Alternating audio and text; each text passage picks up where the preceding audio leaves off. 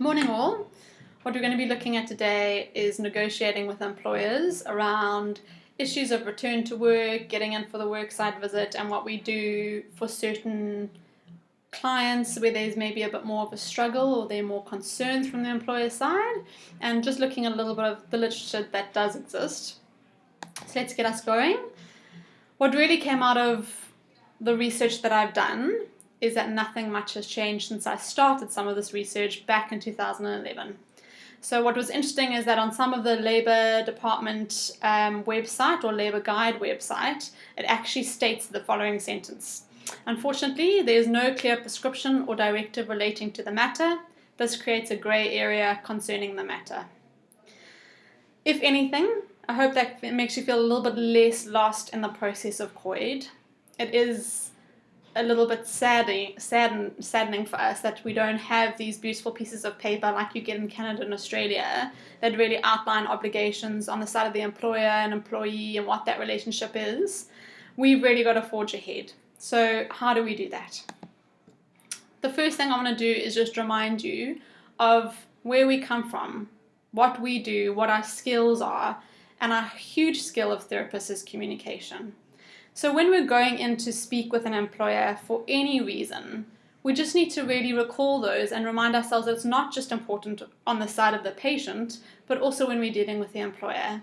That there's often a lot of misdirection, miscommunication, upset, frustration, and that's really what we're managing. All of those psychosocial barriers that we know about and that we deal with our patients, we're transferring those skills with the employer.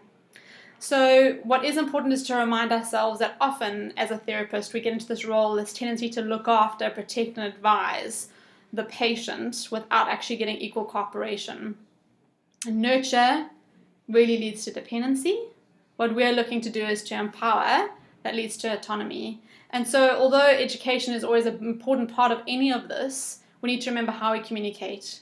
We're going into an employer essentially educating them, but there's a slight change in power dynamic from when you educate an employee. And so it's really to consider what that means and how we then need to go forward.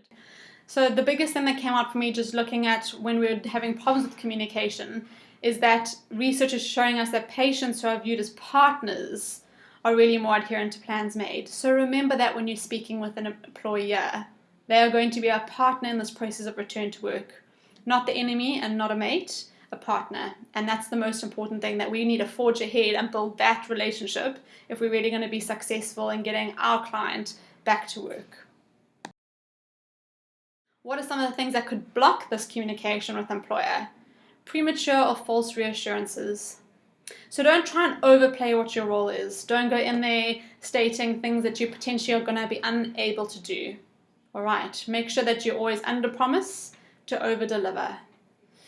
Don't pass the buck. So sometimes we get into this role of, unfortunately, COI doesn't do this, or this is what the doctor said. Don't even go there. Don't start to formulate those barriers and create that frustration for the employer. We want to keep things open and honest and clear and avoid siding with anybody or not siding with anybody to make sure that we're trying to rally the support of the employer. Removing emotion. This is a really interesting one for me and a lesson that I learned along the way. We tend to be very good at doing that now with our employees, with our clients, is that we're making sure that we're still in touch with them and empathetic. But sometimes we become a little bit too business-like, and we've got to walk that fine line of looking more businessy and professional with our employers, but making sure that we're also still appealing to the human side, because that's a lot of the time what's going to get your little foot in the door there. Make sure that you are showing them the human side of you, the things that are going to make life hard, life easy for them, and how it also then appeals to what that employee needs and how they're going to assist that employee. Another thing is that jollying along process. Don't get into that frame of being matey or laughing along with them, telling them it's going to be fine, that you're going to sort everything out. Keep it realistic. So step one is ensuring that your contracting is in place with that employer. So make sure that employer is informed of what their rehabilitation process is in detail. No false reassurances. So you be equal with them, and you be honest with them about the time of work and what it requires and the length of time. Identify what their expectations are to make sure that you are in agreement with them, or that you're initially already starting to contract and compromise and negotiate. Why? We're preventing misunderstanding and miscommunication from the beginning, and we're ensuring that this entire rehabilitation process is smooth. I just want to take you back to why it is that we're doing that. So when you're dealing with an employer who's frustrating, or who's being maybe a little bit aggressive or unpleasant with you, why are we doing this? What are we trying to achieve as an end result? It's not just about our statistics. It's not about our success at getting that person back to work. We know that employment, earning money, and being a productive member of society plays an important role in the self-value of an individual, particularly when they're recovering from injury or disease. Okay, so really bring that point home to your workplace. We also want to ensure that there's a minimum disruption to the family, the social and working life of that person, and that we're providing job and financial security. What are some of the underlying beliefs or causes for the barriers that arise? So things that we are essentially working on breaking down. A lot of employers see rehabilitation and the obligations placed on them for return to work as just another burden that's imposed on them by government. Okay, so they're not really buying into that process. They're not feeling the self-responsibility. For them, there might be a bit of a treadmill or a hamster wheel of employees that walk through, particularly where we're dealing with contractors and agency workers. So really there might be a level of frustration at what they're not getting from COID and what they're having to give to COID. Okay.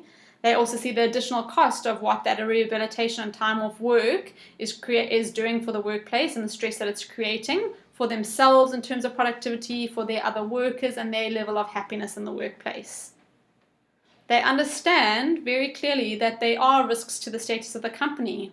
So they also don't want to be dealing too much with somebody who's potentially going to have long-term issues, because that's changing what that means for payment from a COID point of view and where their status sits of the company. And one of the biggest ones is obviously the lack of knowledge around what modified work is, not light duty, and that leads to those negative attitudes of both the employers and the employees. So essentially those communication skills are really important, because these are our psychosocial barriers. What does some of the literature say so far? Essentially what COID is a social insurance within the social security system of South Africa. We know that there's an act that was begun in 1993 and amended in 1997, and its role is to compensate employees for disablement that's caused by occupational injury or diseases, sustained or contracted in the course of their employment. It also works with the dependents if there was death relating from these injuries, and its essential role is to pay the reasonable medical expenses that have been incurred as a result.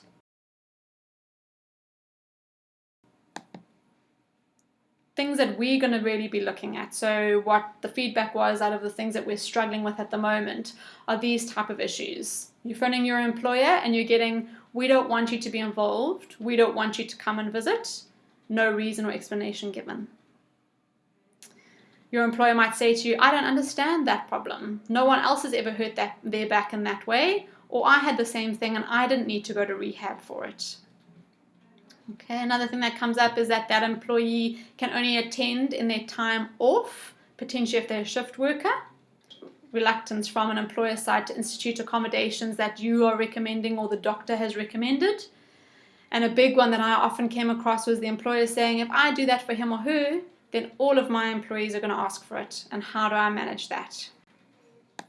Some other things we might be looking at is our policies that we don't have light duty. What happens if that person comes back and gets injured again in the workplace? Who's liable for that?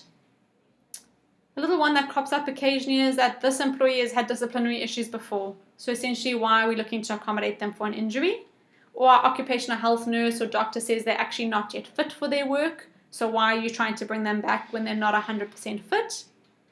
And two queries were really around managing an agency worker in their return to work process, or communicating with the employer around chronic pain patients, so essentially where there are probably going to be long-term issues. So those are some things we're going to start to debate on, because as I mentioned from the very beginning, There is no clear paperwork. There's nothing in terms of a lovely document that you can walk into a workplace with. We are going to have to be cleverer in using our communication skills and our backgrounds as therapists to get our foot in the door and get that buy-in.